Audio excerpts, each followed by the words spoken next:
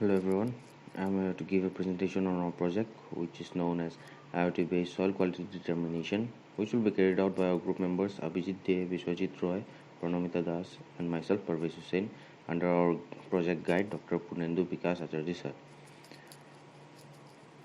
So as we know, the Indian economy is basically dependent on farming and climatic condition.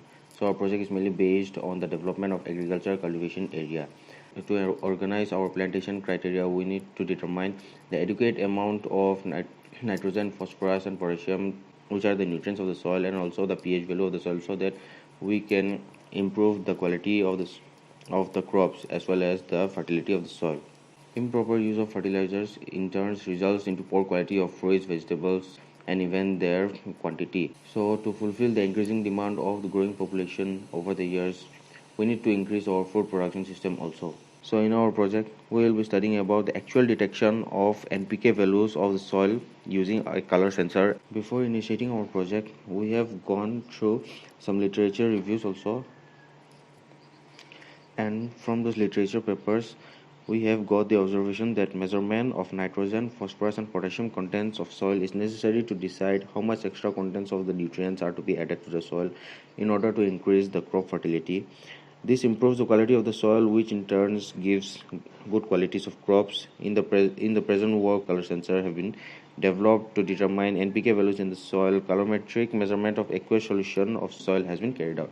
Here are some functional requirements like the ability to read soil nutrient values with real-time results, easy handling, usable over several seasons. The system must provide easy and fast access without consuming more cost.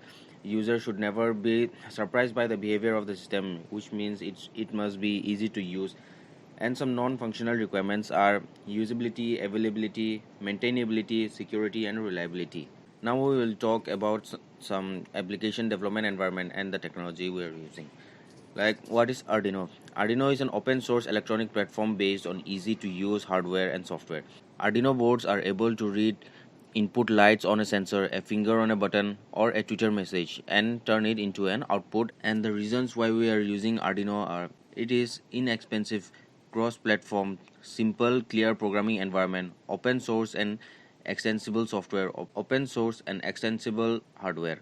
We will be using this Arduino Uno in our project, and the key features of Arduino Uno are: it has 16 MHz crystal oscillator, operating voltage is 5 volt, and external micro SD card is supported.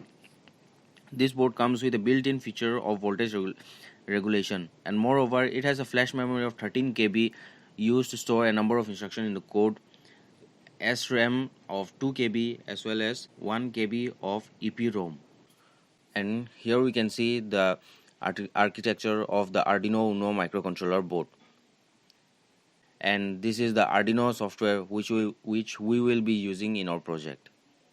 For our project to go on, we will be using Windows operating system and Arduino IDE software, as well as Arduino Uno with TCS 3200 color recognition sensors. So here is a screenshot of our output results. Now moving to methodology, we can see the hardware specification as well as the software we need, and the hardwares are Arduino Uno board, color recognition sensors, PC system and pH sensor, and the software we need is the Arduino IDE software. So here is the color sensor, and the color sensor is generally used for the recognition of the color mark detection. Sensors color recognition are required to detect the filter, the true color, and identify the sample of NPK solution and further matches with the RGB light. The reason why we are using TCS 3200 instead of TCS 3210 is that TCS 3200 has 8 into 8 array of photodiodes in comparison to TCS 3210, which has only 4 into 6 array of photodiodes. So it means that the TCS 3200 will capture more photodiodes from the objects. The sensor works by shining a white light into an object, then recording the reflected light through the RGB color filters. So as we can see, here are some NPK capsules which we will be using in our project. This is the architecture of the connection of the Arduino boards along with the color sensors. So this is the estimated cost we have discussed, and in our future scope we will add a pH sensor to our project, which will be used to determine the pH level of the soil. As we know, every crop has a different pH level for its growth. So here we can see the pH sensor, and here are some pH requirements of the commonly grown vegetables.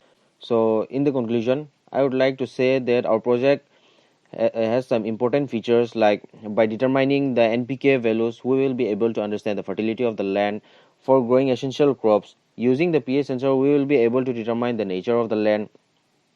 Both NPK values and the pH values can be used to find the best suitable land for growing good qualities of crops. Our project thus resembles the IoT based features which can be further utilized for future enhancement in agriculture sector. Thank you. Here is the demonstration of our project. We have used different color samples to determine whether the NPK, nitrogen, phosphorus, potassium is high, medium or low. At the same time, it is also displaying on the serial monitor.